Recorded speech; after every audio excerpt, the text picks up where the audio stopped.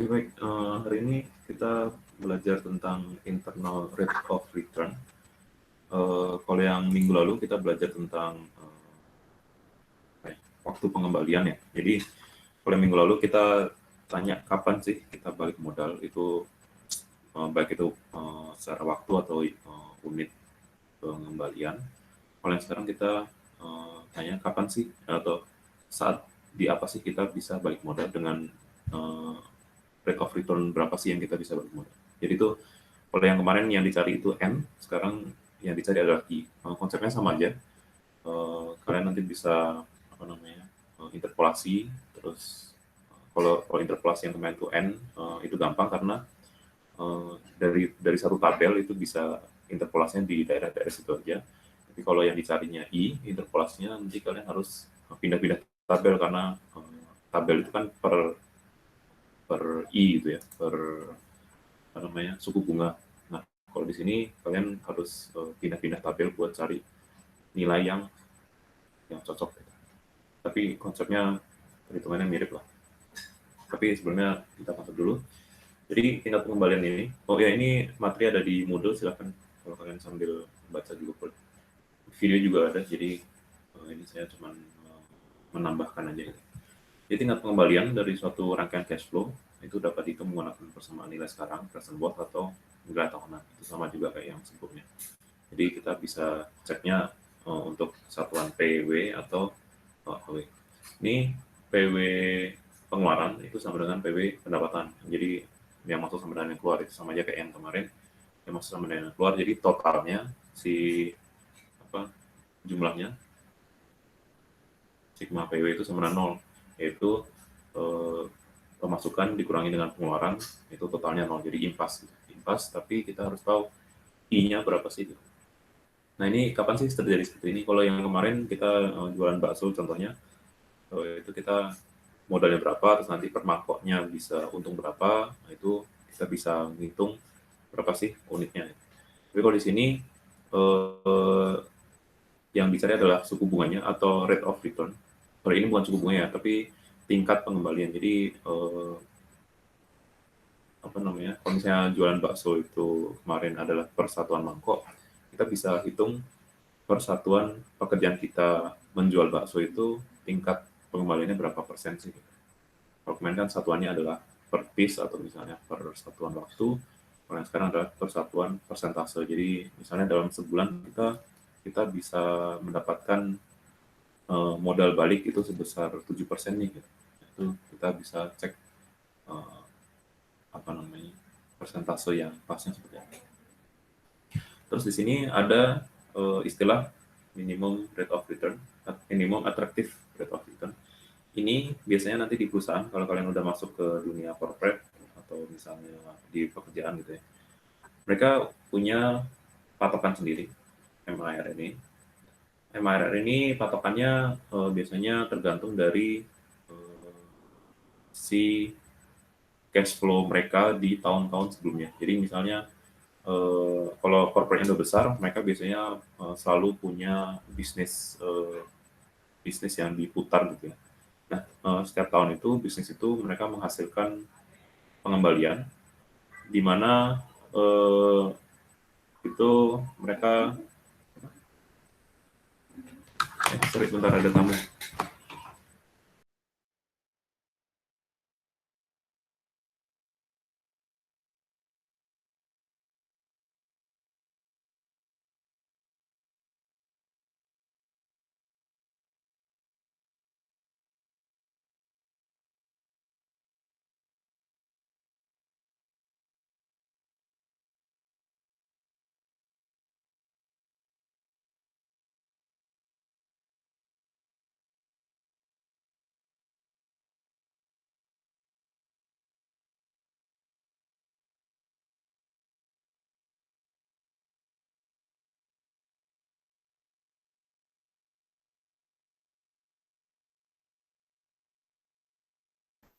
Sorry, ada tamu. Jadi MIR itu pengembalian yang mereka targetkan per satuan waktu gitu ya. Jadi misalnya sebuah bisnis mereka, oh tahun ini kita untung nih sebesar 10% gitu ya. mereka dapat 10%. Setelah itu dengan modal ini mereka kerjakan lagi tahun berikutnya, terus nanti dapat keuntungan misalnya ke 15%. Terus itu tahun berikutnya dapat 12% gitu ya. Terus habis itu ini dirata-ratain, terus dapat misalnya rata-rata kita perkembangan bisnis kita itu 12,5% nih per tahun gitu ya. Ini perkembangan, jadi bisnisnya itu berkembang. Nah, terus itu ada orang baru gitu ya, terus dia, Pak saya punya ide bisnis nih, mungkin bisa dibuat, dipertimbangkan untuk dikerjakan. Terus habis itu, oke, kira-kira dari hitunganmu, eh, apa, eh, keuntungannya berapa sih tahun ini gitu? Tahun ini dengan bisnis saya, dengan ide saya kira-kira 10% nih.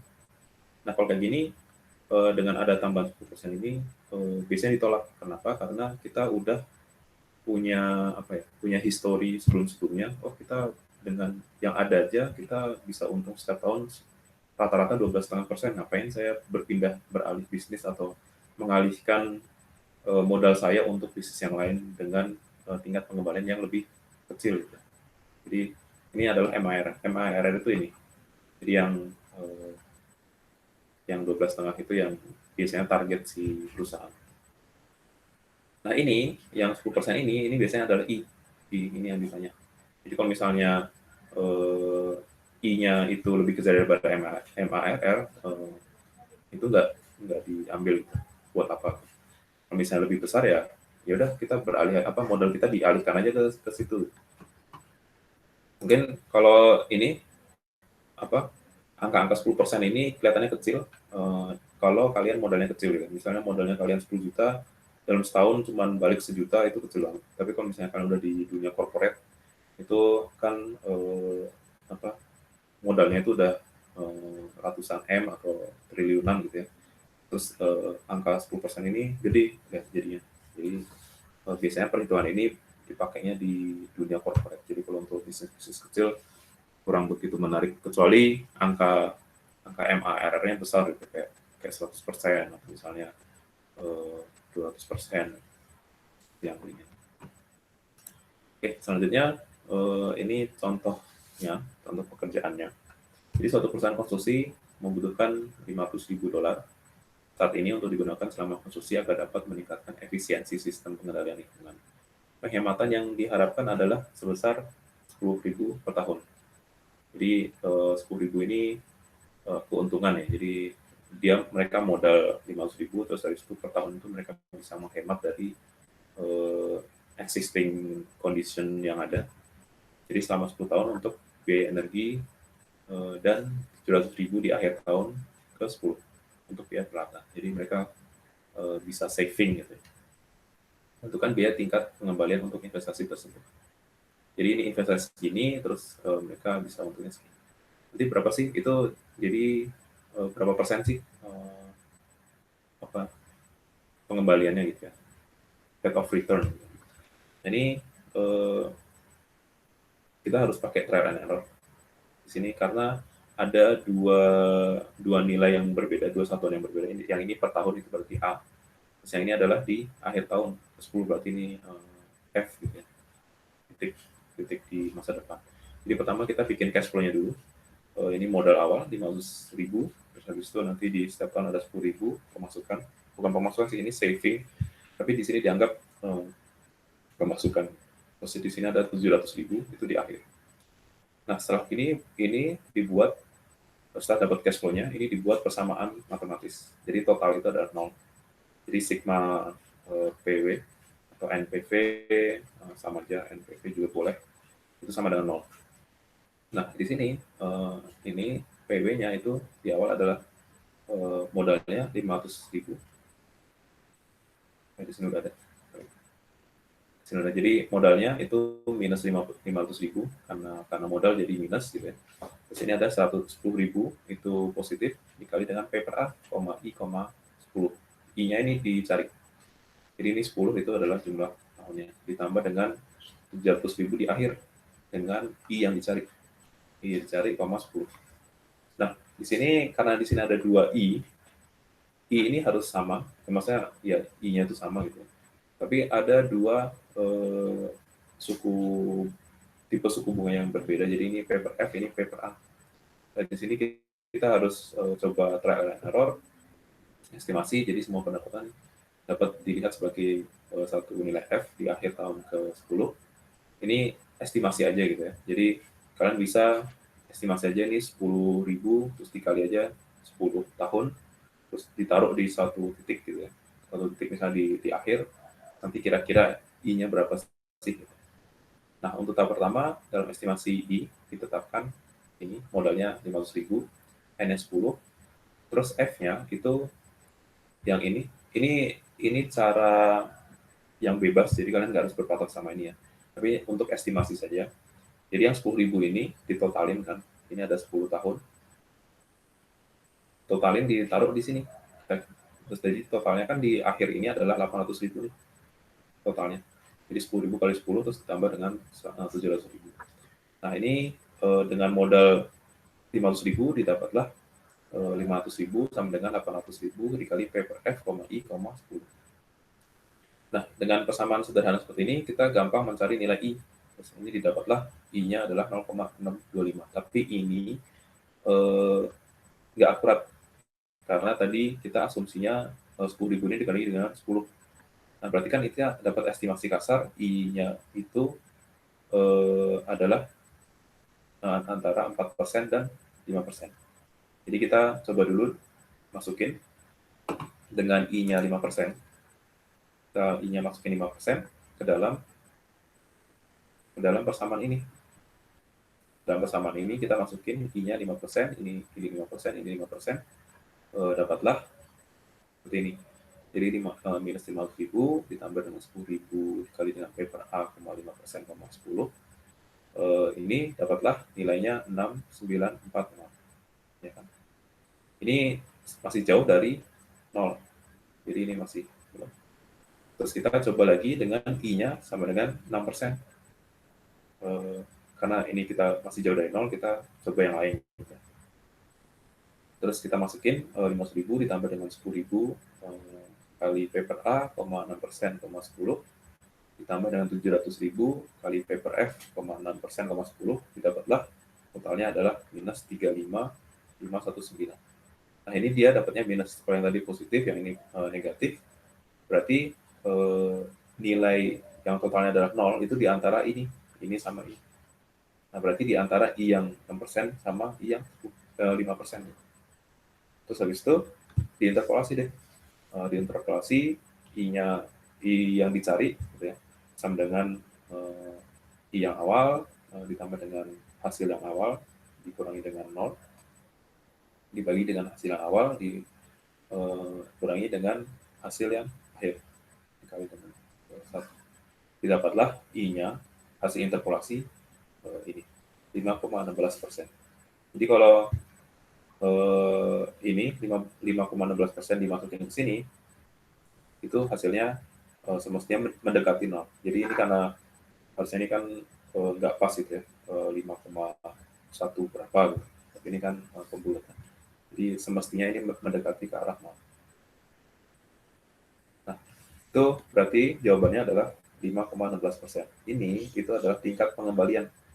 Jadi dengan modal 500.000 dan bunga atau bukan bunga, suku bunga tingkat pengembalian 5,16%, itu kita bisa saving sebesar 10.000 per tahun selama 10 tahun dan 700.000 di akhir tahun ke-10. Jadi cara bacanya dan logika berpikirnya seperti itu. Itu untuk yang sederhana. Terus untuk yang contoh soal,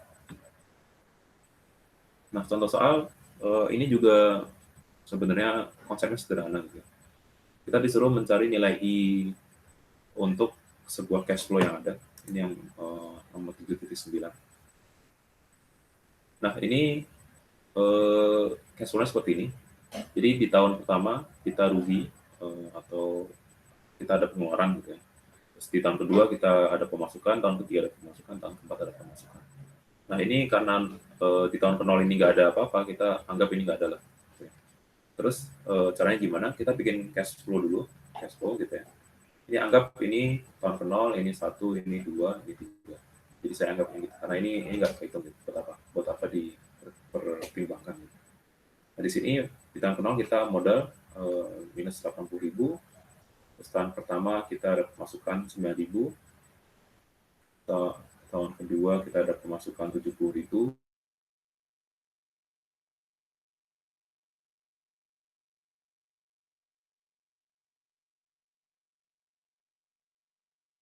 Nol. Ini minus 80.000 dari sini ya. Terus ini 9.000 dikali dengan P per F, I persen, I bintang ya, 1, karena ini ada 1, ini 2, 3. Terus ini ditambah dengan 70.000 P per F, I, 2, terus tambah dengan 30.000, PF, P kali PF, I, 3. Nah, di sini seperti tadi, harusnya trial and error lagi. Kita coba-coba yang nilai yang paling mendekati berapa. Ini nanti misalnya PPF, I-nya ini ya, PPF, misalnya kita masukin 14 gitu. Masukin 14, ini 14, ini 14, nanti dapatlah nilainya berapa. Ini kan PPF 14,1, berarti kita masukin nilai ini. Ini adalah 14,2, kita masukin nilai ini, nanti 14,3 kita masukin nilai ini. Nanti dapatlah kalau minus 80.000 ditambah 9.000 dikali dengan 0,8 sekian, terus ini juga 70.000 dikali dengan 0,7 sekian, sama ini 30.000 dikali 0,6 sekian. Jadi dapatlah nilai. Jadi habis itu kita cek lagi dengan suku bunga yang lain, misalnya 15% gitu ya. Kita masukin ini, terus kita cek hasilnya berapa. Nah, ini misalnya I 14%, dapatlah sekian. Nanti I 15%, dapatlah sekian. Nanti I sama dengan 16%, dapatlah sekian. Terus nanti yang paling mendekati atau yang diantaranya itu adalah 0, itu yang diinterpolasi. Nanti dapatlah I-nya yang ditanya. Ini agak panjang, jadi kalian bisa coba sendiri. Terus yang 747, seorang engineer, itu dia mau merencanakan class education dengan modal itu 9.250 dan rencananya itu bisa mendapatkan 50.000 di tahun ke-18. Jadi misalnya kalian habis nikah gitu ya, terus habis itu punya anak. Nah, kita tahu kita punya target nih buat masukin anak kita ke kuliah gitu. Misalnya, sekarang uang pangkal berapa sih? Contohnya nih yang gampang 50.000 atau misalnya 50 juta. 50 juta. Tapi kita cuma punya modal sekarang 9 juta nih, 9 juta. 9 juta. Terus biar 9 juta jadi 50 juta, itu kita harus apa ya? Depositokan lah. Kita bilang aja deh, kita bilangnya depositokan selama 18 tahun dengan tingkat suku bunga berapa sih? Biar target 50 juta ini tercapai. Jadi kita bisa ngitung nih dengan cara ini.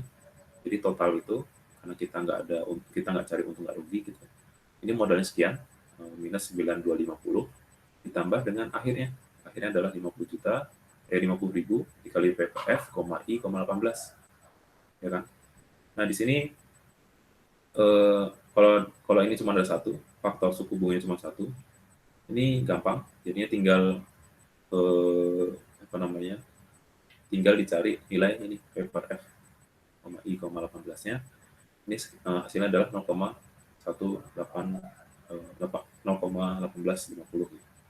Nah di sini ini mendekati di antara 9% sama 10%. Jadi kita lihat P per F, 9%, 18 itu adalah ini 0,2120, dan sedangkan untuk yang 10% itu di 0,1799. Jadi nilai faktor suku bunga ini ada di antara 9% sama 10%. Nah, berarti kita mencari bank yang bisa ngasih rate of return-nya sebesar 9,9% minimal gitu ya. Syukur-syukur dapat yang 10%. Jadi kalau ada bank bilang, oh saya bisa ngasih pengembalian untuk deposito kamu sebesar 10% per tahun, udah ambil aja.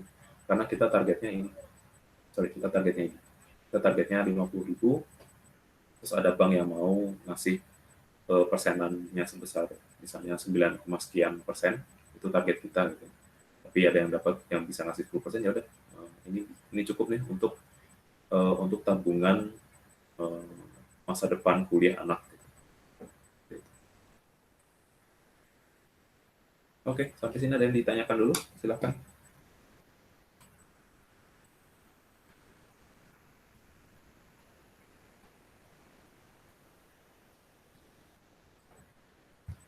Jadi untuk yang dicari I itu sama konsepnya, tapi ada langkah sebelum interpolasi itu kita coba-coba dulu biar dapat nilai yang mendekati atau di antara itu. Jadi bisa interpolasi, bisa ekstrapolasi juga, tapi ekstrapolasi kadang cenderung agak nggak akurat, jadi lebih baik interpolasi, tapi nggak saya salahkan juga kalau kalian mau ekstrapolasi, soalnya itu yang dicari adalah nilai pendekatan, jadi bukan nilai eksak.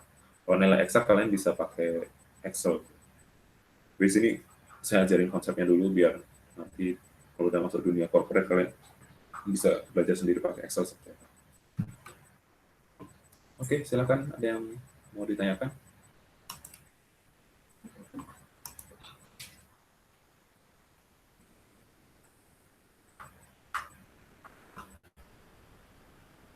Oke, baik. Sepertinya semoga udah jelas. Kalau belum juga ada video-video juga di e-learning. Terima kasih untuk sudah hadir. Jangan lupa untuk absen. Wassalamualaikum warahmatullahi wabarakatuh. Waalaikumsalam warahmatullahi wabarakatuh.